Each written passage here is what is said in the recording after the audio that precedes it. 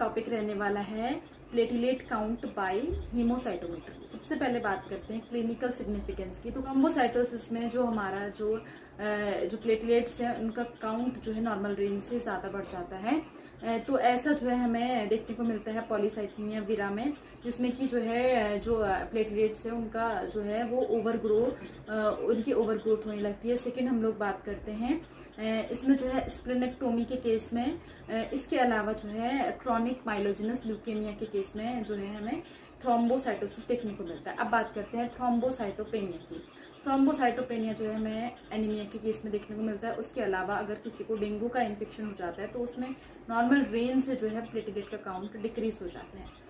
Next की body में normal range होती है 1.5 लाख से 4 लाख सेल्स पर क्यूबिक एमएम के बीच में। अब बात करते हैं हम लोग प्रिंसिपल की। तो प्रिंसिपल की बात करें तो इसमें हम लोग हमारे ब्लड को जो है 1:200 के डाइल्यूशन में मिक्स करते हैं हमारे डाइल्यूटिंग फ्लूइड के साथ। इसमें जो है हम लोग डाइल्यूटिंग फ्लूइड में जो है हमारा 1% जो हमारा अमोनियम ऑक्सिलेट है उसे यूज़ करते हैं, जो आरबीसीज की लाइसिस करती है और जो प्लेटलेट्स है उसको प्रिजर्व करके रखती है।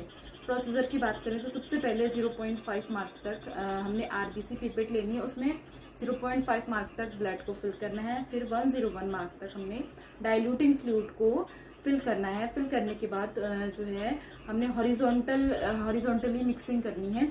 उसके बाद 5 मिनट्स का वेट करना है। 5 मिनट्स के बाद हमने जो फर्स्ट ड्रॉप है उसको डिस्कार्ड कर देना है। उसके बाद एक स्मॉल ड्रॉप से जो है हमने न्यूबार चैम्बर को चार्ज करना है। चार्ज करने के बाद जो है जो हमारा न्यूबार चैम्बर है उसको हमने एक पेट्री प्लेट के इनसाइड में रख देना है विद मॉइस्ट फिल्टर पेपर के साथ।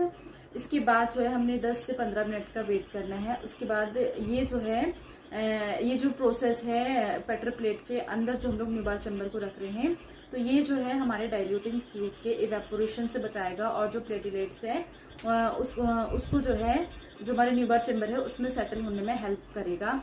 10 to 15 मिनट्स का वेट करना है। वेट करने के बाद हमने जो हमारी न्यूबार चैम्बर है उसको माइक्रोस्कोप के स्टेज पर प्लेस करना है। उसके बाद जो है प्लेटलेट्स काउंट कर लेना है।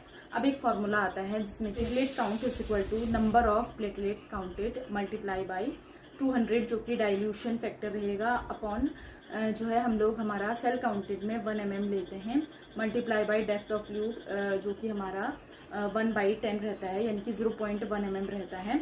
इन सबको सॉल्व करने के बाद जो है हमारे पास फाइनली एक फॉर्मूला आता है जिसमें हमारा आता है total platelet count is equal to N multiply by 2000।